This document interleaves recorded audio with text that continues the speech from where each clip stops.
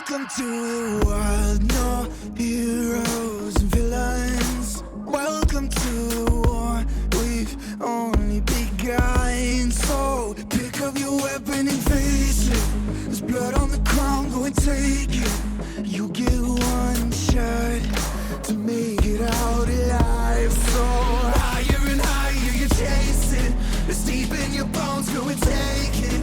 This is your moment. Now is your time, so prove yourself and rise, rise.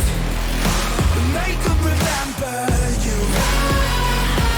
Rise, push through heaven. Rise, rise. They will remember you. Rise. Welcome to the climb up, reach for the summit. Visions brave, the one falls, steadily the end. So higher and higher you chase it. It's deep in your blood, go and take it. This is your moment. Take to the skies, go. Prove yourself. Welcome back. It's been a night of issues, but hopefully they are all resolved as we move into our second series and the dogs take on the chickens. Cerberus currently at the top of the table. 𝘀𝑠BTC trying to figure out where they belong. Once again, I have two handsome and intelligent fellas with me. I have Jensen and I have Rebel. Jensen, we'll start with you. What is your impression of these two teams? Well, I mean, in the previous series, you looked at what the bottom of the barrel looked like in the VCS. Now look at this. This is CES, the 7-0. I think 𝘀𝑺 is a very, very good jungler. From what I've heard, it's time for me to witness firsthand what this guy can bring to the table, especially in the context of what's happening in the current meta. Maybe he brings something new. Maybe he brings something innovative. But I'm definitely excited to be wowed by what the best of VCS has to offer. Absolutely. Rebel, what about you? What do you think of these teams? So, I mean, 𝘀𝑠BTC walking into a series like this has, there's no deficit, I guess, to losing against what is effectively our top team. But especially since Saigon was able to make the series against BTS happen, there is this fear, of course, that if they lose that series against Saigon, they all of a sudden lose the entire tiebreaker, which would set them for playoffs. And so one of the best bets for trying to make sure that you can continue competing for playoff spots is actually to take a series against one of these top three teams. And we have to figure out whether or not somebody can actually crack the formula to beat Cerberus, because it simply hasn't happened yet. Now, their back half of the split has looked a little bit better. They've started to improve. I'm still curious about whether they continue messing with their roster a little bit, whether, TH and 𝘀𝗀 continue going back and forth, whether you got Artifact still staying or Hero is going to be in that position, especially with the new patch that has dropped and what kind of changes we could actually see. I know they also signed the support Fear, who likely isn't going to be starting anytime soon, especially with CBL in that position. But there's a lot of intrigue around this roster that still exists, despite the fact they're still competing for a playoff spot, which is what makes this kind of mid-season shift all the more interesting, because all of a sudden, I mean, with all these moving parts, how are you supposed to track what's going to happen? It's funny that you mentioned that 𝘀𝑠BTC has got a better second half of the split, because if I look at this is the bottom half of the map from FFQ, and FFQ was a team that was extremely notorious for a team that did really well in the first round robin, and then when it came to the second round robin, they would completely drop the ball all the way until it was time for playoffs, and then it would be a complete coin flip, right? So it's interesting to see how these things turn out. I think there was a lot of issues in the past, so it might not necessarily be the player's fault, but if I look at this is effectively the FFQ legacy team. FFQ later on became 𝘀𝑠ky, then later became Secret, but the bottom half of the map, there was CBL, Artifact, and Celebrity that has usually been the mainstay. They went to different teams for a period of time, but now they're back together as a trio. So I'm just curious to see if the same thing is going to happen. Are they going to pick up towards the second half of the split, or are they going to just in true FFQ curse fashion, like things start to go wrong? Maybe there's all sorts of internal team issues, and we start to see a downward slide from 𝘀𝑠BTC as well. Well, let's see what we all actually think is going to happen if production can bring up our predictions. I'm expecting that they all look pretty similar. It's very hard to pick against Cerberus at the moment, of course. 𝘀𝑠BTC, they're a good team, don't get me wrong, but Cerberus are definitely a cut above. But Rebel, you've actually got this as a 2-1, and I need you to justify how 𝘀𝑠BTC takes a game off Cerberus. So first off, Cerberus has this weird propensity to just lose games randomly, right? Team Flash took a True. game off of them. They lost one a game. They lost one to SBTC actually very early on into the split. In fact, it was actually their second series of the week. It was only the third day of the week that we're covering games inside of the split.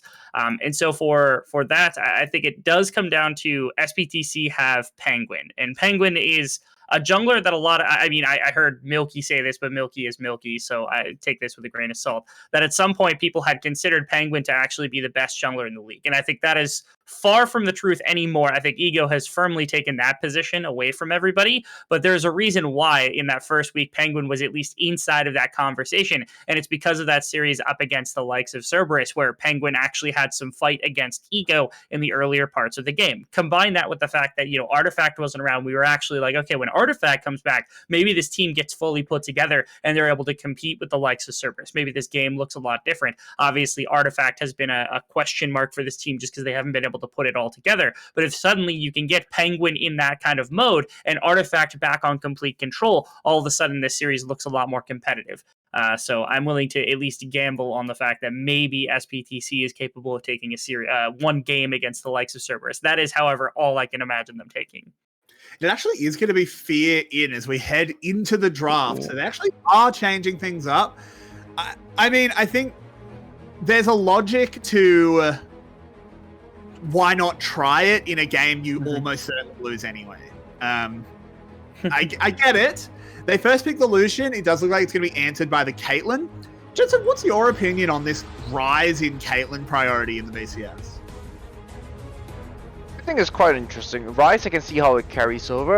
It depends on their read on the Saros Embrace item. Like all the additional sustain it gives Rise at this point of time. I think that's something that a lot of people are very happy to have.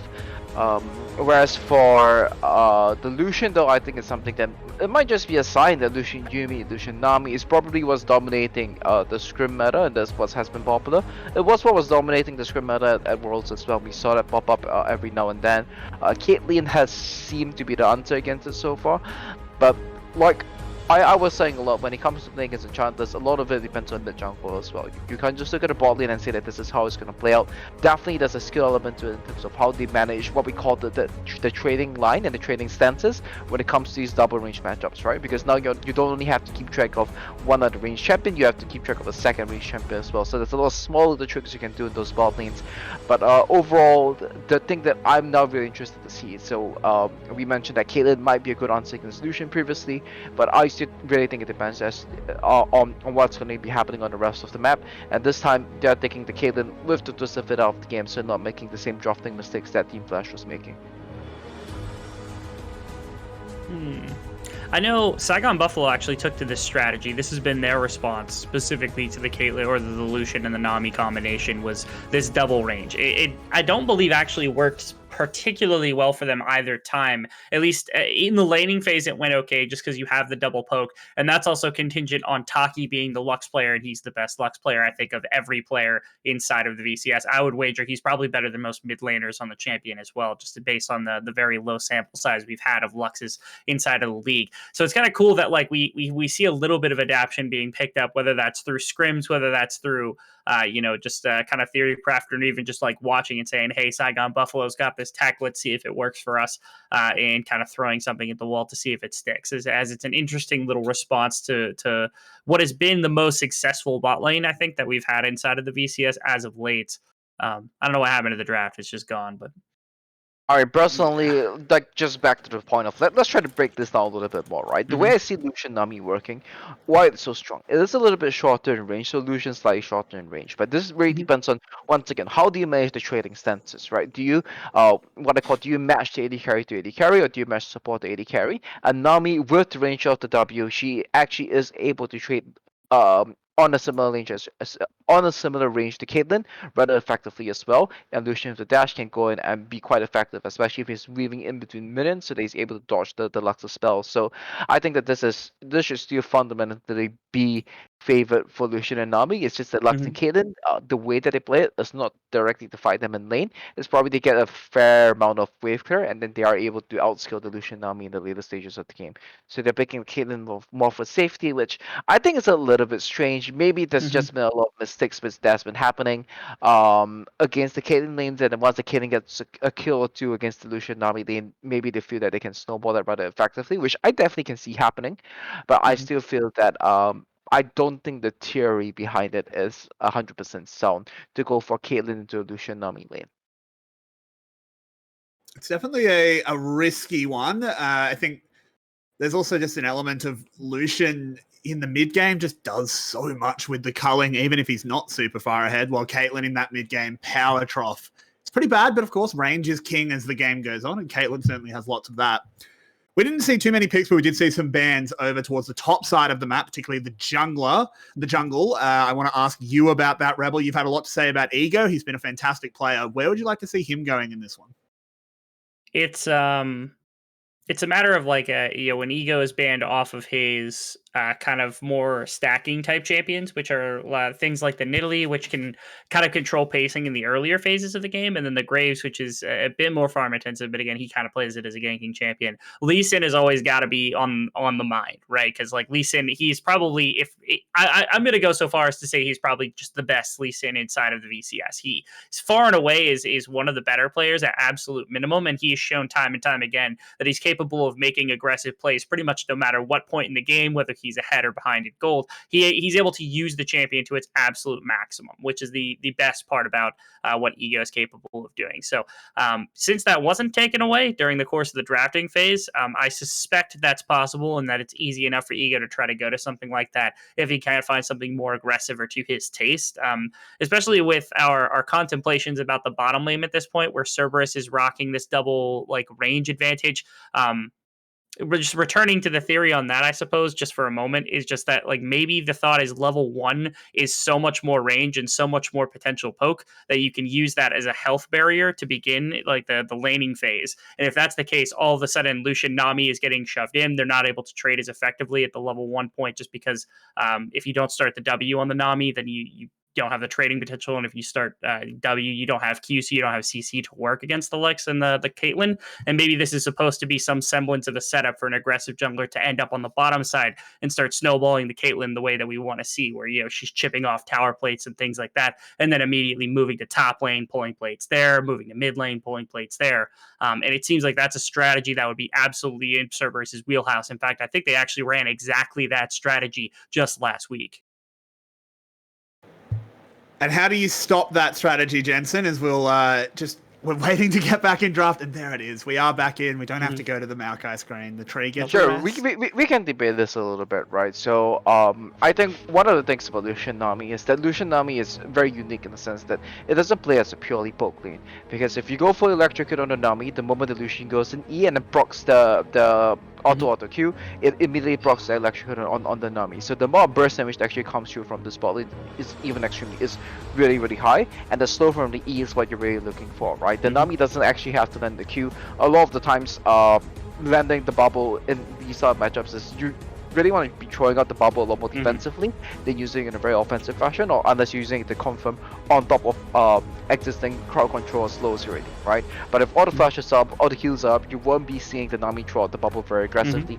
Just going in there, getting the short trade through with the Lucian dashing forward. Maybe once Caitlyn gets points in the net, she has ways to deal with that of sorts, but I think it's very difficult to deal with, especially in the early game, simply because of how strong Electrocute is and how quickly it can proc it simply by putting the Caller's Blessing on the Lucian, having the 3 ops instantly blocking them and slowing the opponent AD carry as well. So I mean, I'm prepared to be surprised, right? This is just me looking at it from a theoretical perspective, and I do think that if they play around the ranges accordingly, given that Lucian is a short range AD carry as well, it is something where you can flip this matchup through through skill expression.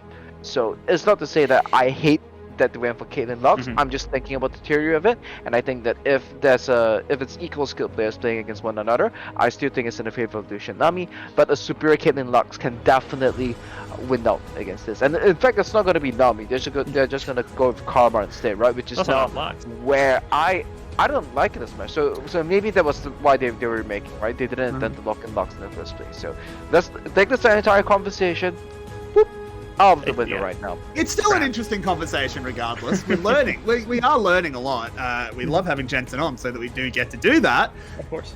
Why did they ban Jin? They are raiding a Lucian mid. So, I will say this. I worked with a. Yeah, I work with a player named APA. I'm sure Jensen would recognize that player's name. And I told him about the tech of lethal tempo Lucian, just because it's like how Eri used to be, where like if you get a mild amount of harassment off, you can actually extend your trade a little bit further with the lethal tempo, and you also don't need to buy any attack speed. And it does kind of actually revive a little bit of like mid Lucian if you don't want to go for press the attack into something like a mage, which in this case it's the Syndra sitting across from him. So it's an interesting thought process if that actually does come out, but I don't think it's quite strong enough to actually be able to just full out take in any matchup. I still suspect it's bottom lane Lucian, but yeah, if they're reading that it's going to be bottom lane Lucian or mid lane Lucian, that explains at least the ban against the Jhin here. I would actually like to see them go for Karma AD carry. I think mages against Caitlyn are a fantastic answer, right? So you can't see the early push, and it comes to the point of time where the Caitlyn can't push you in because you're always instant nuking the wave, and then that sets them up for AP jungler, double AD solo laners, and a Karma AD carry, and they can go for a CC support over here. And I think that if they go with that style setup, it will be very effective against what CES has dropped so far. So we could do like the old school. They do like 𝘀𝗰𝗶𝗹𝗀 or something like 𝘀𝗀 right? I'm trying to recall. It's like it usually will be a Northwest Karma, Leona Karma, something along those lines. Something that's a little bit that's very strong roaming potential to influence the solo lanes. And here they've already picked up one mid laner that really doesn't like it when the supports come to their lane. Syndra definitely doesn't like to see a Leona being in the game, and we have to see that there's already they're locking in the AP jungler as well. So this actually might be a Karma AD carry. That would be really interesting. Definitely not something Celebrity is known for, and yeah, that's not a Karma AD carry. It's a Yasuo AD carry. It's just Lucian. What am I talking about? Lucian bot. I've lost the plot. Lucian AD carry, right? I need to give this back to the annals. Go ahead. Their answer to the Syndra here is to go for the Yasuo Dino, which is a decent answer in the mid to later stages of the game, right? So, but why I don't like this is that if you are going to be doing this, you're going to need a support that's going to be strong at fighting mid 3v3. Because the way that these are range versus melee setups work is that if the Yasuo knows how to play this matchup, he's going to be able to force scenarios where he's going to be able to freeze the mid lane wave, and then they will have to superior mid 2v2 pre-6 against what SBTC is at this point of time. So if CS is very well driven, these style scenarios they can identify, one is an enchanted support, two, we have the range versus melee matchup. They're looking for a freeze on the mid lane, and this is where they can really create a very big pain point for SBTC esports in the early to mid sections of the game. They're praying, I guess, that what they want, I suppose, is really early action against that. I know you talked about like the pre-6 2v2 inside of the mid lane, which is expected here because again, Penguin likes to play aggressively, and when you do get to combine what is effectively like the Diana ultimate with the Yasuo ultimate, it makes what is effectively like the pseudo Gragas Yasuo combination, which was the far more popular one just a couple seasons back. And I mean, when those two do come together in skirmishes, especially when they're attacking the enemy jungler, in this case it's Ego on the likes of the Viego, or trying to take it into a side lane, there's quite a bit of damage that can be done. But a lot of that is contingent on those first early couple of levels that you were talking about, Jensen, just because, I mean, all of a sudden, if Syndra has complete control of the wave, it is near impossible to get that 2v2 rolling in any case. And especially if the map gets kind of broken up into pieces and Ego can kind of pick and choose where he attacks. He can put Emperor on a back foot. He can put, what is the bot lane on a back foot if they get the Caitlyn rolling. There's so much potential here for the likes of Ego to kind of take things over if that early mid 2v2 is just not going in their favor for the side of SBTC. So I do need to get an answer from you both. I think you've gone back and forth quite a lot and talked about the merits of both drafts. But I do need to know who you actually think is going to win, Jensen, just for map 1. Well, this one's a little bit hard, right? Because I think in terms of overall composition coherence, they have a very nice combo of mid jungle, right? But that's not what the rest of the composition kind of wants to do. So I have to count that against SBTC. I think I have to still go with CES. It's a little bit higher in the execution, but as the team that's 7-0, I believe that they can pull it off. Rebel, do you agree, or are you on the SBTC train? I will call Cerberus, hoping they don't go back to their flat tire second half of the split ways. Fair enough. And with that, I will once again thank our analyst desk and bring in my good friend 𝘀cie, as we will be bringing you all of the action here on Summoner's Rift. As early on, Hero will get a nice little trade onto 𝘀𝗀. He wins the early bit of pride. Never mind, he gets slapped on the way out. But welcome back, 𝘀cie. Yeah, it's good to be back. Finally, upper half of the bracket teams again. We see Cerberus, the 7-0 team, against 𝘀cie, who is a little bit, they haven't really decided if they are a good or a bad team yet, and that's really what I'm looking at in this series, because, I mean, with this draft, it's definitely doable to do some damage to Cerberus. I mean, Diana Yasuo, I mean, the Endless Cell itself, it's like a budget version of Gragas Yasuo maybe, or maybe a more modern version of it, and I'm really looking forward to see what this mid-jungle combo can really do, and if they can manage to tackle the mid game of Cerberus, which has been looking pretty slick so far, because if Cerberus with this draft manages to fall behind, it doesn't really look too clean. And also, weirdly for me, I like the Alistar in this draft, because Caitlyn Alistar is such a brutal lane, and Artemis has been smashing so far in the VCS, so I'm all up for it, and really interested to see if they can punish this new rookie support they have there in Fear. Correct me if he's not a rookie, but I think he is. He is. I think he was previously on an Academy roster, but still a rookie if you come from Academy. We don't know a huge amount about him. I'm sure our stat monkeys are hard at work telling us anything we can get about him, but for now he is a bit of an unknown. Doing well in that initial little trade on the Karma. Lucian Karma is a very strong lane. So we'll have to see if he reinvigorates 𝘀BTC, because as you said, they are a little bit stuck. Are they a good team? Are they a bad team? It kind of depends on what day of the week it is. Yeah, it really depends. I mean, they also haven't really shown that consistency, right? I mean, they also, I think if I remember correctly, they also bet some very strong teams and also lost to some pretty weak teams. I mean, they really struggled against Flash recently, if I remember correctly, so that doesn't really speak in their favor. But I mean, maybe now is the time to prove any haters wrong. Does get ignited, but he's okay. Chugging through those pots, those biscuits as well. He's all right. What do you... this lethal tempo Caitlyn, do you agree with lethal tempo on her? Is it just best on basically all ADCs? As celebrities not brought it. I might have to give you a moment to think, as in comes the Viego. They're going to go on to Fear, the 𝘀over Peacemaker. Doesn't quite do enough damage. Artemis doesn't get the auto attack onto the support. They will actually be able to fend this off. Well done by 𝘀BTC. And I think Artemis miskicked there, because I think I saw an auto attack flying from the Caitlyn towards a minion, while Fear was definitely in range. I'm not sure if it would have made it different there, but it definitely would have made it a lot easier for Cerberus to get the lead in this lane, because Fear now is on 100 HP, doesn't really need to base. He can maybe still heal up and is fine, because just now he got a biscuit. But let's be honest, let's be cool anyway. And speaking of the question you asked me earlier about the lethal tempo Caitlyn, I think it is good on any AD carry right now, and also on Yasuo, Yone, the Crit brothers in the mid lane. You can abuse this due to their attack speed cooldown reduction mechanic on the Q. They have both on their side. Gotta say though, Lucian is a little bit of an exception, because he's just that good with pressy attack. He has a very easy use of proccing it with his Lightslinger passive, also with his Q and E ability weaving he can pull off. You usually go for a pattern with ability, auto attack, ability, and like this pressy attack is of course very good on him still, and likely to be preferred over the lethal tempo, which might be better late game. But with Lucian, you aren't really going for the late game anyway. You usually go for the early mid game, and this is where pressy attack has the upper hand. Yeah, I think that makes a lot of sense to me. And of course, Artemis has to utilize that lethal tempo by actually moving between attacks, something we learnt during our break. Sorry, it's such a good line, 𝘀cie. I can't get over it. It was such a good line. As Eco clears... I will be. I genuinely will. I will live in fear of you seeing my other ADC replays. As... they continue to farm it out. The Lucian with a mild lead here, coming off the back of that play in the bottom lane, which they managed to fend off. But the back was almost even, just a dagger in favor of Celebrity. So just keep farming it out. This is a quiet game so far, 𝘀cie. It definitely is. And maybe Artemis takes a few lessons from the real Caitlyn player, which is, of course, you, under Caitlyn. You just saw it in the break. How well you played this. But no, of course not. Either way, we go over to this lane here, and it doesn't look as dominant as I expected it from Artemis and 𝘀BTC, who I would have assumed that they will punish this rookie in Fear a little bit more, but it doesn't look too good on the Caitlyn Alistar lane so far. Maybe it isn't even that dominant as I initially thought it was, and 𝘁𝗀𝗃 right now. I mean, she's not behind in farm. She will get this wave if it gets pushed in, but now we see a 3v3.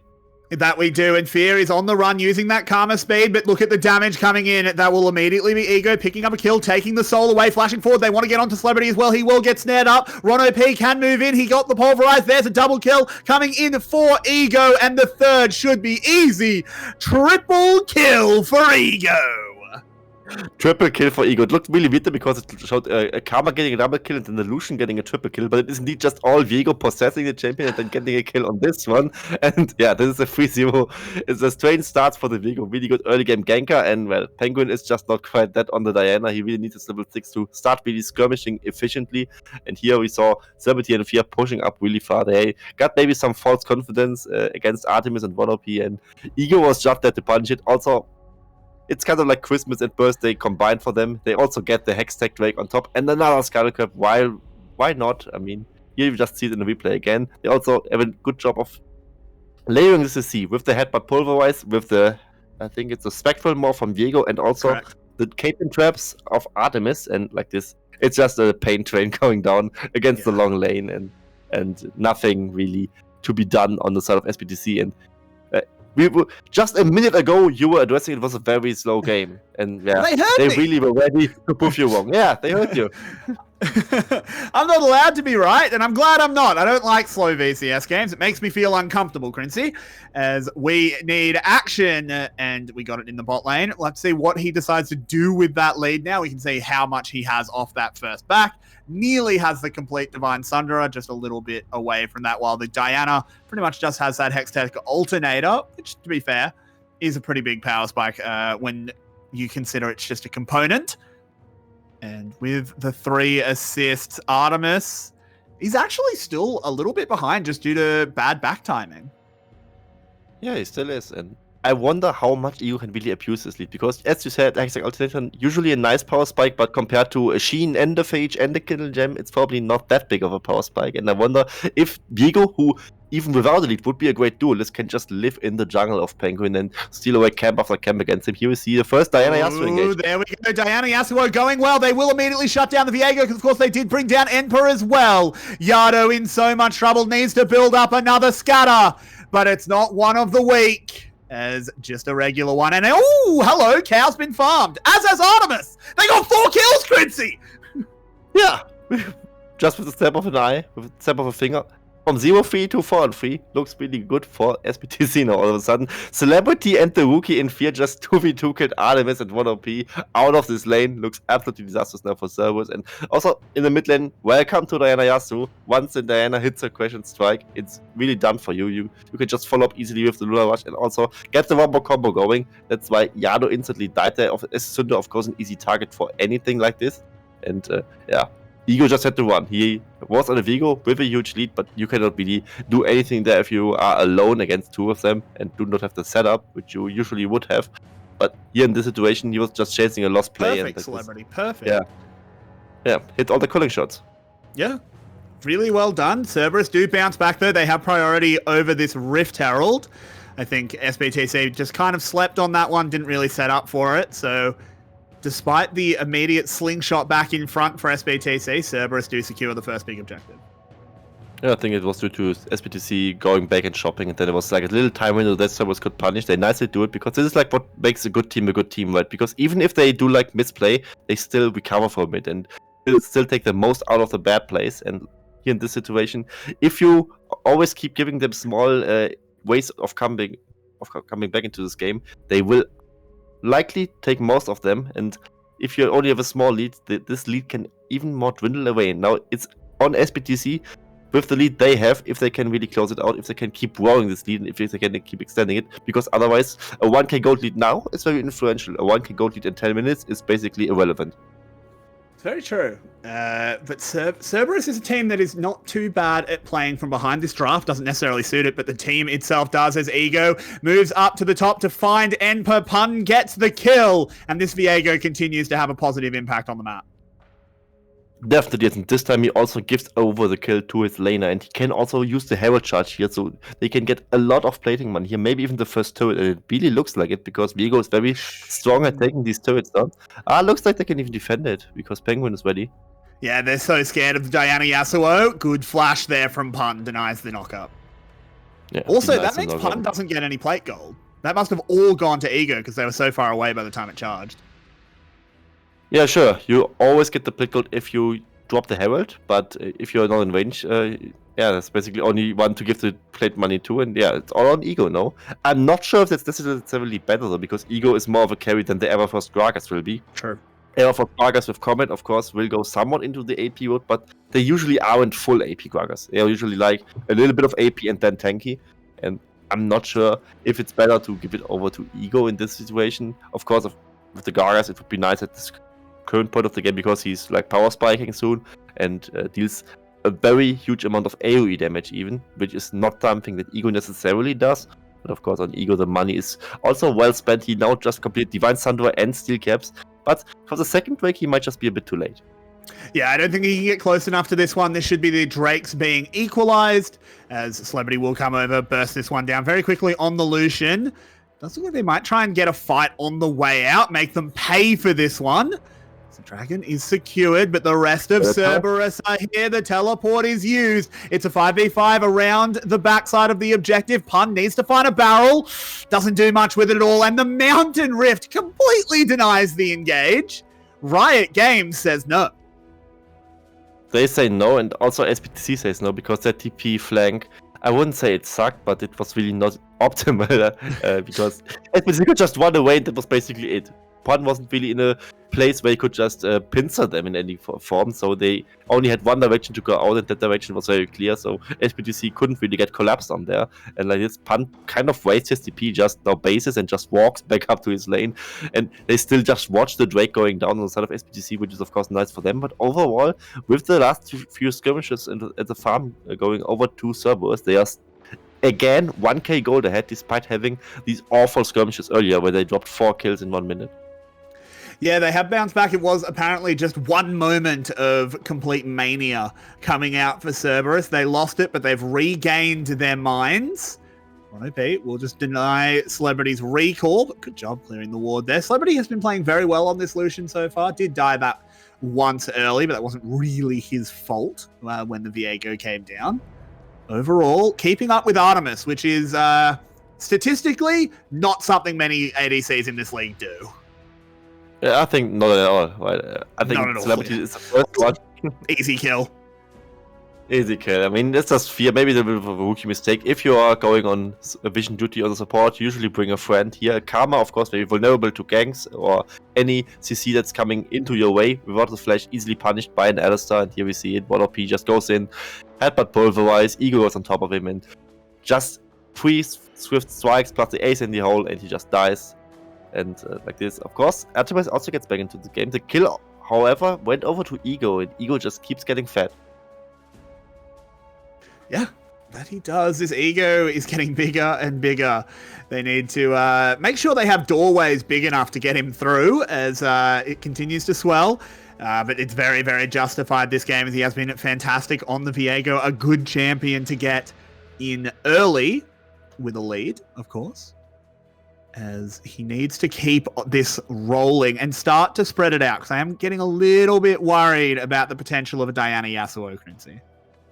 For sure. I mean, assuming Ego would get caught in a fight, the whole gold lead of Cerberus basically lies on Ego. If Ego manages to be someone not in the fight or just dead in the fight, then SPTC is likely ahead with the remaining team members they have and can just maybe roll over the enemy team, especially with the 𝘀𝗎𝗎𝗎. It's very easy to get a catch in the first place. Also with Shock Blast from Emperor, you can just chunk out Artemis or Yado and make them irrelevant in the fight as well, because they don't really have heals or shields in the team as well to just soak up the damage with that. They just have 1 OP on the 𝘚 who might just play frontline for them, and also he, for that, likely needs to use his ultimate, which is not ideal to use.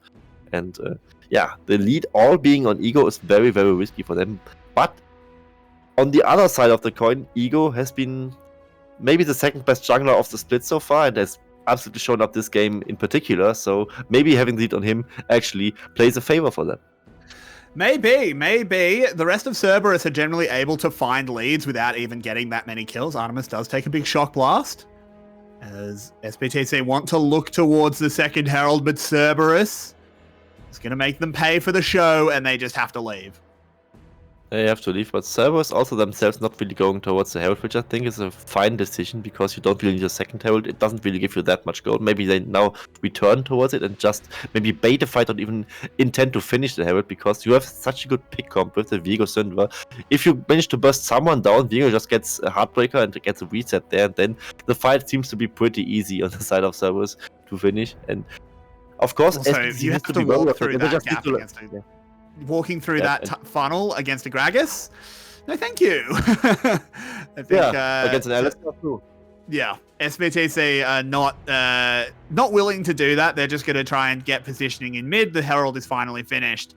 And then they go on in, and Artemis stops existing. A Gragas barrel would push Penguin into a bad position. Syndra moving in will be able to trade that one back with the unleashed power. 1-for-1 at the moment. Does Cerberus get more? They drop a Herald. They'll get that at the very least, and the rest of the chickens can escape. And I gotta say that's pretty fine because Artemis, weirdly enough, is not really that relevant in this game so far. Penguin using Flash Ultimate for that, also Hero burning his last breath for that, is fine if they also trade to 1-for-1 in the end. And Artemis, currently in his maybe mid-game lull on the Caitlyn already, if he still draws so much pressure that he can bait out a Flash and 2 ultimates and get trades 1-for-1 at the end of the day, is likely fine for him. It is weirdly enough also something where you could somehow credit him for. And here we see the fight again. Last breath lands. Penguin also follows up with his damage on this side, and Penguin ultimately dies. And maybe he doesn't even need to go in there that deeply because there's maybe enough damage to kill the Caitlyn. Like this is a 1-for-1. Herald charge also favoring Cerberus because there was not really any positioning on SPTC to defend this and to drop the second Drake as well. And now suddenly, despite not many plays happening on the positive side for Cerberus, they are still ahead in gold and ahead in Drakes again with 2k. This is why they are a good team. Yeah, Cerberus, they are just always, even when they don't look like they're in control, they really are, as they continue to snowball more and more mythic items beginning to be completed. We do see one Crown of the Shattered Queen on to this Syndra. Do you prefer that over Luden's? It's a very tough question, I would say. I actually like this because usually you proc the Crown of the Shattered Queen not with an active, but if the enemy damages you and it's not off cooldown. So if you take damage, then you're likely in the Diana Yasuo CC chain, or if SPTC plays it smartly with a Jace Shock Blast to just bait it out and just have it on cooldown and be useless for a fight. But if it's like somewhere in the CC chain of the Diana Yasuo, you then are a lot tankier for the next few seconds. That is especially tough for Diana Yasuo to then burst them down, because then this thing that the whole comp relies on, which is the pick potential of Diana Yasuo, then takes more time and you just waste a lot of time in the actual fight, and this might just play in their favor. Especially if you then buy time to use Zonias. Oh, he bought so much time. Jace arrives, but he goes down immediately. What a teleport. He's hating that, as now the rest of SPTC arrive. But the barrel is coming in.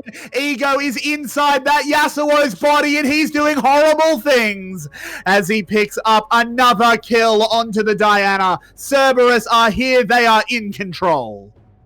Definitely, and they are so clutch and immediately pull the trigger as they see it. And also why the TP was too late from Empan. Very ill-advised TP he went for. He went in too late. His teammate already died. He tried to save it. Then he just gives his life over as well. Also, Pan, they just keep going for aggressive plays. He just went for another flash body slam to force away another flash from Fear. So they just got 3 kills and 2 turrets for that. It just, with that play alone, broke open the game wide apart. Here we see the play again. TP is coming in for Hero, but it's already too late. Ego deals so much damage to him. And here we see that Artemis, despite being behind, still goes for the offensive Gale Force play, goes for the headshot crit there, and he just falls to pieces there to the unleashed power of the Syndra. And Jace, of course, when he TPs in, he needs a flank position usually. He is a poke champion. He doesn't really do like a Malphite engage or something like this. He is 𝘀cie himself, so not really the ideal position for him to P2 if Hero is already down. I think he just didn't assume that Hero would fall so quickly, and it also looks kind of tricky in the replay. But Cerberus, they're just that good.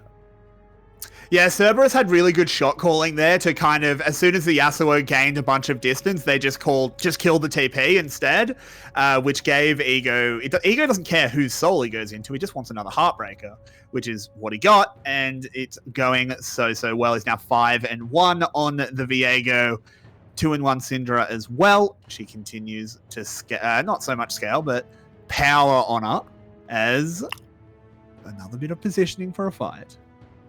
Also, one more thing about the Heartbreaker, you can reset the turret aggro with it, so you actually Yeah. take basically no damage from the tier 1 turret there. It's just the first shot of the turret, and the turret doesn't really get to heat up on you, and you are in much less danger than you initially would assume. Oh no, what have you done, Penguin? That's not how this works. He just tries to barrel his way in, but the team was just not ready to follow up.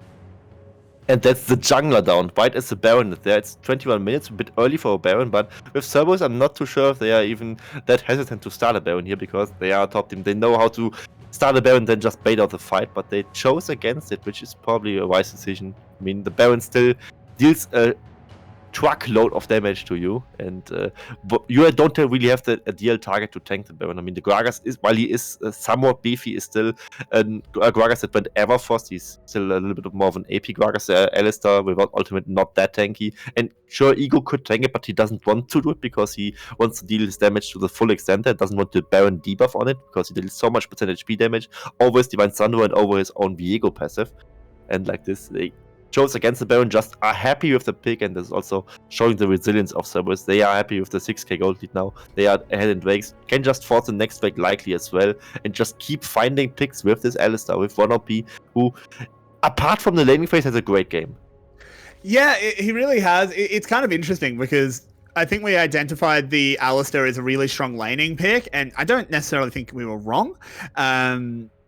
But it's kind of not worked out that way. It was actually quite weak in the lane and then became very strong. His ego is just so strong, he can just kind of walk forward. He is taking a lot of CC now. He might have to find a way out of this one, but the stopwatch saves lives as Yado comes in, saves the jungler, gets a kill, all according to Keikaku, as they then take more control over this river. They're still not going to start the Baron quite yet. It is quite early, but they are just so far ahead.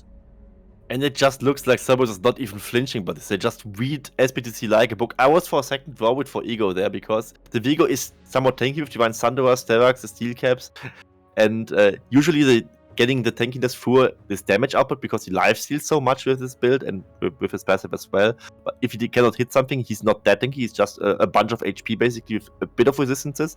But he still has the stopwatch because he's preparing his GA. He was absolutely ready to bait out the fight there, and like this, he just catches Penguin again. With the rest of his team following up beautifully, of course. And like this, another Drake for them, another kill for them. And Cerberus, they are just so much in control right now. Also, another item I want to talk about is the Even Shroud on 1OP, which is basically the new supportive Abyssal Mask. Because the new Abyssal Mask is a bit more like the old Abyssal Scepter, where you have like the MR reduction as an aura around you, depending on how many enemies are around you. The Even Shroud is a damage increaser you get when you CC someone for your whole team, and this is something that's of course great when you have an Alistar just headbutting someone, and very favorable, especially for someone like Artemis or Yado, who deals so much flat damage, especially with the Unleashed Power or the Piltover for Peacemaker from Artemis. Yeah, for sure. I think this Even Shroud is incredibly strong, and he's actually copying a nerf on the next patch, so I think most people seem to agree. But I like what I'm seeing out of 1OP. He has consistently been a fantastic engaged support, and he's continuing it in this game, setting up his team for success. Speaking of setting up for success, Pun has got Penguin down to half HP, and here comes the cow. It's a double knock. Wish the Yasuo was on your team sometimes. As he goes low, Hero is falling, and in comes the Viego. He's got the soul. He's got the kills. And it's a triple kill for Ego. They're going to go straight to the Baron. He wants to finish it off. Can he find Emperor? Of course he can. Quadra kill for Ego. And they were maybe like changing planes and don't go for the Baron, but go for the base instead. But it looks like they just take the tier 2 and then go for the Baron, which is of course very fine for them. But speaking of that engage, that's a beautiful headbutt pole voice again from Alistar. SBTC was a little bit cluttering there, and they knew the fight was doomed before it started, because they are also playing somewhat of a poke with this Jace in the top lane, and he missed his empowered shock blast. So even without this engage, it's probably a doomed fight for them either way. But of course, with Even short Alistar there going for that play, it's all doomed for them. They don't even need the Yasuo on their team. It's enough to have him on the enemy team, and just so much AoE damage from 𝘁𝗀 coming out. Ego just needs to click on somebody because he basically gets the free resets anyway with the Viego, and a quadra kill for him. Just beautiful. He gets reset city, one reset after another, and also finishes Emperor between two turrets at the end there. And yeah, If you give Cerberus a finger, they just rip your whole arm apart. They just eat you up. It's so disgusting how far ahead they get just by one small mistake. Oh, 𝘀𝗀cie, they've got 3 heads. It's a big dog. I don't know if you know this. Cerberus, he's a big boy, and they're definitely living up to that. Artemis has to be a little bit careful as Penguin is lurking around, but with the safe hands of 𝘁𝗶 here to protect his ADC, they are just fine. SBTC appear to be clutching at straws, as they are just going to go for a random engage. The ace in the hole does chunk fear. They're diving in. 𝘁𝗶 just doesn't even take damage. Artemis will turn around. A big crit headshot. The long arm of the law is here, and it's kills. One comes back for Celebrity, but who the hell cares? As they're going to run it up the mid lane, and this may well just be the end of the game. Ego wants to pad his stats even more. God, this man does live up to his name, and he's allowed to, as they bear down on the Jace, while the rest of the team moves towards the inhib.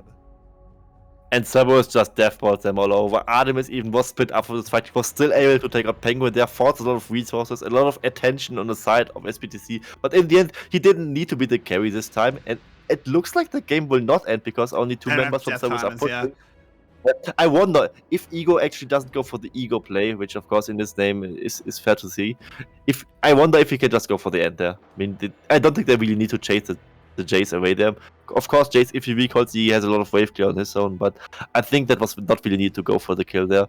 Gotta say, the Inhibitor and the one fight again is more than fine for them. Soul is coming up in 1 minute for them, and I don't think SBTC should be in any position to fight this. They are even more gold down than they were before. And even Artemis, who has surprisingly struggled this game, will soon complete his 3-item power spike, like with Infinity Edge, Gale Force, and I think never dies.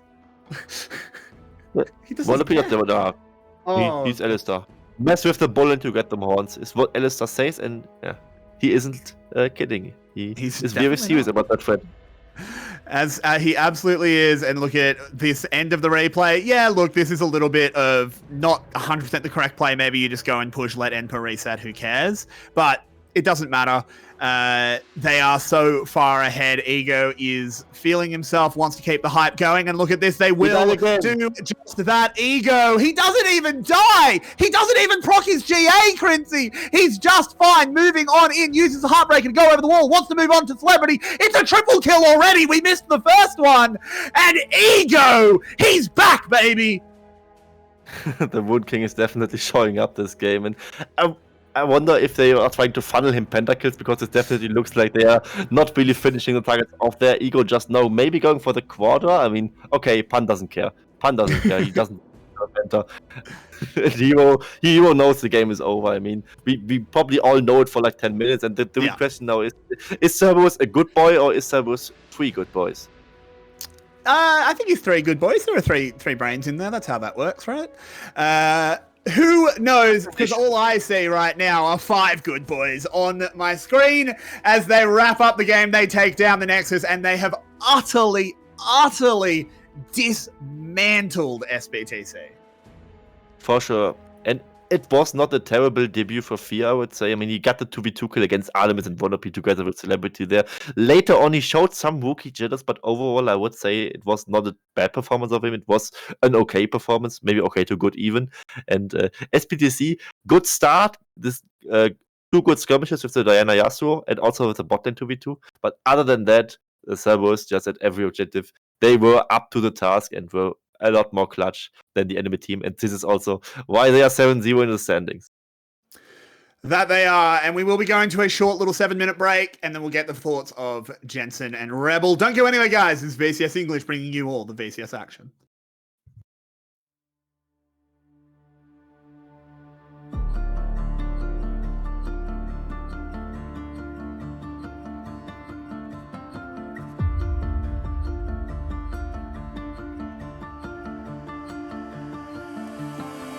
I hear the sound that goes beneath angels and skylines meet.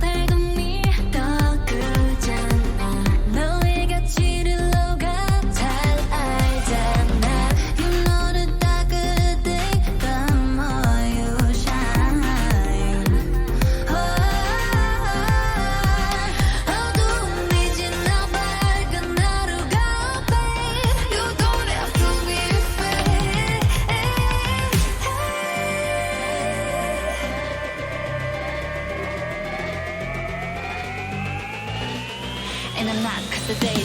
I'll show you what I'm made of. Rise to the occasion. Got fears but no face. I'll show you what I'm made of. I'll come for the fight. Looking at the fight. I'll show you what I'm made of. What I'm made of. Yeah. I'll show you what I'm made of.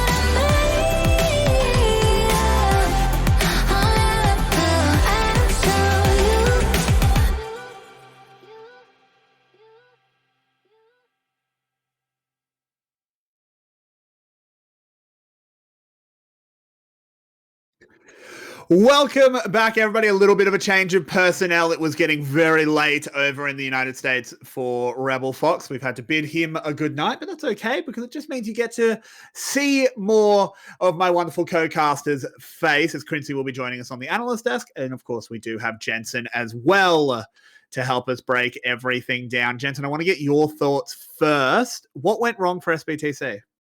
I wouldn't say so much of let's deal with the what went wrong, right? I think this is a rookie support coming in fear against one of the most storied veterans in the VCS and of run up, right?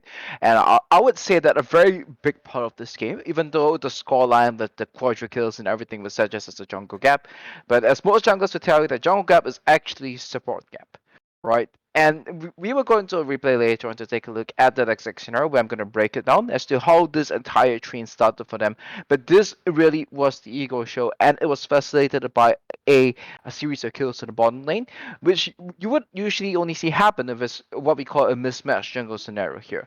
But despite Penguin doing the right thing, and he was actively meshing the Viegos, he was there to when they needed him to get the wave in for the 3v3, but it still ended up in the favor of CS through simply execution, and what I'm going to be showing you guys is a support gap, right? So I would say that these are the key factors in terms of what went wrong for SBTC, and when you have the likes of a Dyna in your second position, you have two rather squishy assassins that can go in but cannot come out. And when you play these style champions that can't come out, it means that it is a free reset for Viego. So unless you're getting the absolutely knackering ultimates from the Dyna into Yasuo combinations, you will have a very difficult time really coming in here and trying to have a decisive team fight against the likes of what CES had, especially with the lead that Ego's Viego had at the point of time.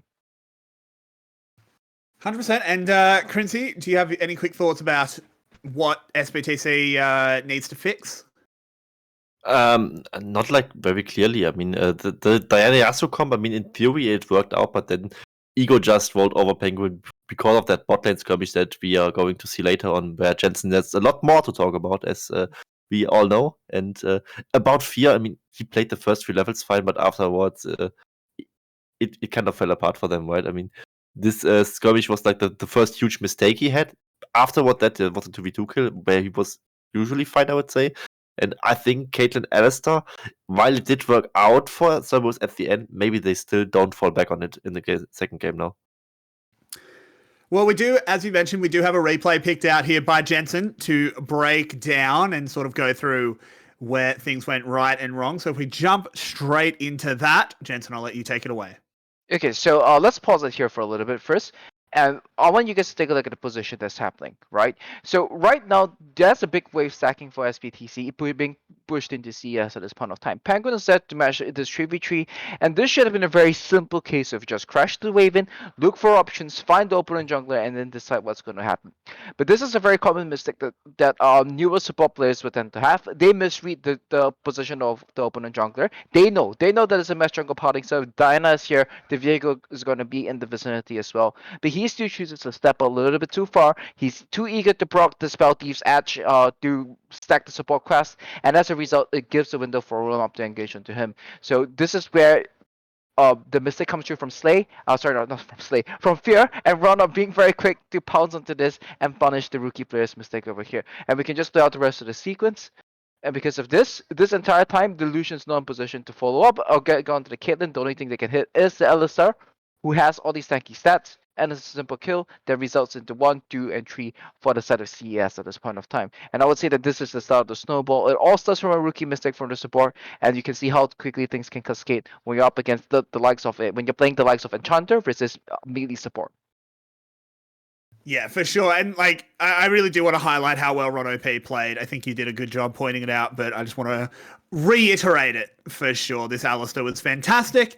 𝘀𝗀 definitely gotten off to his start through there, and he ran with it very, very well.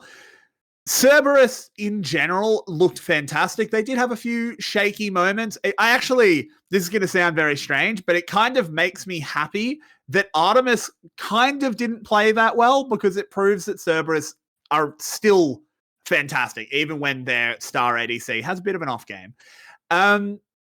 What do you think 𝘀𝑠BTC can do in the draft phase to potentially give themselves a better chance in the second game, 𝘀cie? That's a tough question. I mean, maybe abuse the bot lane a little bit more, maybe bait them again to pick Caitlyn Alistar. Maybe just don't make that same rookie mistake again that you just did, because you can never allow yourself to do such a mistake against the 𝘀𝗀, because 𝘀𝗀 is a reset champion. Like, if you give him like one kill, he just takes that and then gets the reset off, and then just keeps getting kill after kill. Maybe even ban out the 𝘀𝗀 on the side of Eagle because it's just that dominant, or consider picking it away on the side of Penguin. You could just maybe pick a stronger bot lane there. If Lucian Nami is open, you of course pick that. Likely, I would assume that 𝘀𝑠BTC is now on red side, so maybe there's a little bit of an angle there. And if not, you can maybe get a bot lane that is more if you don't get Lucian Nami, you could play a bot lane that is completely weak sided and just play it towards your mid jungle or top jungle duo, and then just have a strong start there and abuse Pan or Yado if that is something that you can do. So Jensen, sorry, go ahead. So if I'm trying to like reverse engineer the decision making process as to why they did Lucian Karma instead of Lucian Nami over there, right? Is that if the opponent has Caitlyn already, they want to play against you with lots of range. The Lux that they initially locked in, it turned out that was something that they didn't intend to pick. But if you go for a Lucian Nami and the opponent goes for Karma Caitlyn, now this is a combination that does have the bully presence to really, really abuse and hammer in the fact that they have a range advantage. So I think that's probably what they're concerned about. Maybe that's what the scrim meta is looking like, that if you go Lucian Nami with the Caitlyn Karma, and that's something that I see is a lot more theoretically sound. So if you do Lucian Karma, then you still get the same enchanted Lucian setup, you still get the ability to dash in there, take the traits to shoot against the Caitlyn. But we're into draft at this point of time, and if we are just going to be touching on this a little bit, I think in terms of compositional coherency, that's something I want to see a little bit more from 𝘀𝑠BTC, right? In the previous game, like I pointed out, Jace wants to play at range, Caitlyn, Karma wants to play at range, Lucian is this like kind of like mid-range, you're using it for pressure to enable the rest of the game, and then you have the Diana and Yasuo, who really wants to go in and then blow the opponents up. If they know that the opponents if they know that Eagle is going to be playing a whole bunch of 𝘀𝗀, maybe these assassins that go in and can't come out aren't necessarily the best idea here. Caitlyn Morgana is locked in though. That is an incredibly strong bot lane. It's considered pretty oppressive, but up against the Thresh Jinx, I mean, they should dominate early on, but you definitely can't let this one keep going very long, as there are bans missing left, right, and center. We don't really know what's going on there. That's probably the overlay, right? Probably. I mean, certainly. The overlay. I mean, if it's one missed ban on the side of Cerberus, maybe it could have even been an intended thing from them to maybe just flex on 𝘀𝑠BTC, or even more likely that they just assume they don't need another ban and they would maybe hurt themselves more than the enemy team because their champion pools are just bigger. It's likely just an overlay bug. Maybe they banned Vex and Vex is not ready in the tool yet, but as I just say that, Vex is in the tool and kept run over. I'm sure it's just the overlay. Everything does look a little bit off-center, so we'll assume there's a third champion there, even if we don't know who it is. The question I want to ask you is, Cerberus, they're the best team in our league. They're going to round this composition out here, but it already looks very strong. What do you want to see out of them to give you confidence that they truly are the untouchable team at the top of the league? What I want to see from them now is that they, despite playing against Morgana Caitlyn, that they still lose the lane gracefully or even win the lane, because they have Jinx fresh on their side, which is also very, very strong in its own regard. Jinx in the current patch is, in my opinion, god tier. With lethal tempo, it's maybe the best AD carry that you can possibly play right now, because you even get another range advantage on top of your rocket launcher, which is already very high range. And Jinx was, even before, with her abilities, not very weak even in the early game, where she can just guarantee priority, and with the Thresh she has this one disengage tool on the own side, which keeps her pretty safe, and I think she shouldn't lose the lane toward even against Morgana Caitlyn. And Artemis, of course, individually very skilled. I would assume that he would not fall behind against this on its own. With some gank pressure from Penguin, maybe, but also Ego got his Viego again, so it's also doubtful that this will be the case. They tease us with the Riven and then lock in the Renekton. How boring. But Cerberus have put together such a strong team comp here. It looks like SBTC want to round it out with the Jace. Jensen, looking at from my perspective, definitely not the smartest one here. This looks almost unbeatable from Cerberus. I actually like the 𝘁𝗏𝗆 response. Like 𝘁𝗏𝗆 is one of the champions that's actually very good at killing Jinx, right? And when you're up against Jinx composition, I think that this is a meta where you need to have answers against this champion, especially if the lead tempo changes. So they have Caitlyn Morgana, that's a decent answer to bot lane. It's going to stop the Caitlyn from snowballing out of control, and even possibly win it, right? I think Celebrity, all the way from back in the day, he has been a rather proficient Caitlyn player. He's one of the players who would always bust out this champion even when the champion was nowhere near in the meta at all. So I would say that this is a little bit of comfort for them. CBL, I think he has some Morgana games as well. So once again, in terms of overall compositional coherence, I wouldn't say it's the most coherent, right?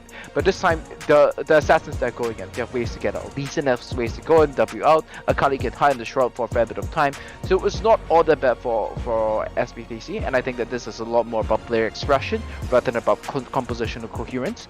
But I definitely see a world where we see this series being tied up 1-1 at the end of the day. But CES, this is the scaling exerter. You know, you got the Jinx, you got the trash for the Jinx, you've got a very strong deterrent in the form of the Viego to stop the opponents from coming in, and then you have the likes of the Victor as a control mage. Renekton at this point of time is basically a comfort pick, so that you can just blunt pick something at the top lane, and the response to that is on. I think it's fairly decent. I like both compositions, and ultimately this game is going to come down to execution. Fair enough. You have a lot more faith in SBTC than I do. I just look at this Victor, this Jinx, and I started thinking, oh boy, those are two really high prio champions on the patch. But you do know better than me. 𝘀cie, what do you think of these compositions? I really like it. I mean, the Renekton's of course not the ideal pick. We never really love Renekton, but in this comp, I would say it makes sense because you probably know that you cannot really help Pan a lot, and Ego tends to path towards bot and mid lane this game because you want to get the Viego, get him some takedowns so he can stack his glow's evolution passive, so he gets his hex score upgrades and gets Corner of the Shattered Queen earlier. He himself is S tier mid lane pick on this patch as well, and yeah, with Jinx on the current patch also, I really think it's very well rounded on the side of Cerberus, but I gotta say, the 𝘁𝗏𝗆 kind of makes me fear Hero a little bit because, as Jensen said, indeed, 𝘁𝗁𝗆 is very strong at killing Jinx, and this is one thing that Artemis has to look out for. Well, I hate to cut you off there because we do need to get into game. Jensen, one word, who is winning map 2? SBTC. Fair enough. It's a bold pick. We are going to head into game. We will talk to you again after this one. I hate to run, but we do need to see all the VCS action, don't we, 𝘀cie? Now that we are in game, are you going to agree with Jensen, or do you think this is going to be a 2-0? I think it's going to be 2-0, but I've got to say that the draft of SBTC is far from bad. I mean, it's pretty good in their own right. I just think that Cerberus is just that much better than SBTC right now. Based on execution, I think they have the edge. Also, Victor is probably good against the 𝘁𝗆𝗆 as soon as he finishes his mythic item, I would say, because 𝘁𝗁𝗆 against Corner of the Shattered Queen, she cannot really just dash into the Victor and kill the Victor. It won't be that easy for her at all with the current item changes that there are present, and I think that the Ornn is, of course, a good late-game insurance policy on the side of SBTC, but I think Pan in the early game will likely on its own either generate a lead or just force Penguin to do something up there to put Pan a little bit behind, and if that happens, then the Caitlyn Morgana lane cannot really capitalize that much on the lead because they probably won't, on their own gate, generate a huge lead against Artemis. So I think that SBTC, based on that, is a little bit in a tough position where Penguin basically has to help both bot lane and top lane out, and I think that he won't be able to do that. Yeah, we will have to see, as I do kind of like the pick of the Ornn. Moving in, of course, Jinx using those rockets to get that early priority. Not super hard to prevent. It's not super hard to do, I should say. It is very hard to prevent, but not exactly what Caitlyn Morgana wants. We do need to see this lane exerting pressure. We want to see it pushed in. We want to see it getting tower plates.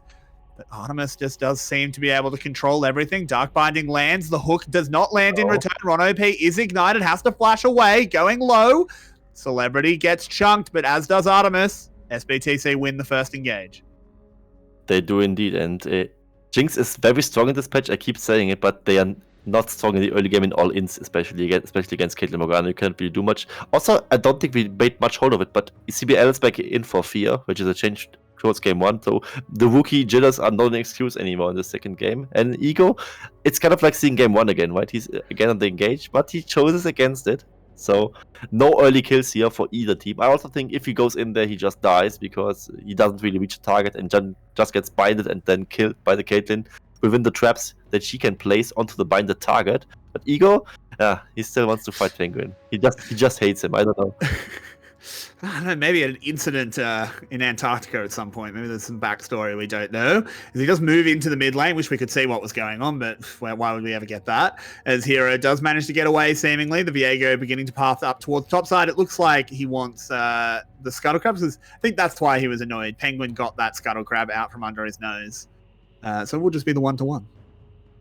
Yeah, we'll just be the 1-to-1, and all the lanes are going well for the side of Cerberus in farming. Even Viego is ahead against the Lee Sin because, of course, Viego is not that much of a ganking jungler early on, actually. He's actually stronger in the clearing of camp than the Lee Sin would be, so in that regard, he also gets a little bit of an edge here. Penguin, of course, might just threaten the dive in the bot lane because there is a little bit of a wave. It is 𝘁𝗵𝗵𝗀𝗀, and Artemis doesn't have that much of a fallback here, but of course, 𝘁𝗀𝗶 with the Lantern can do something. Maybe they even can make a play on Penguin.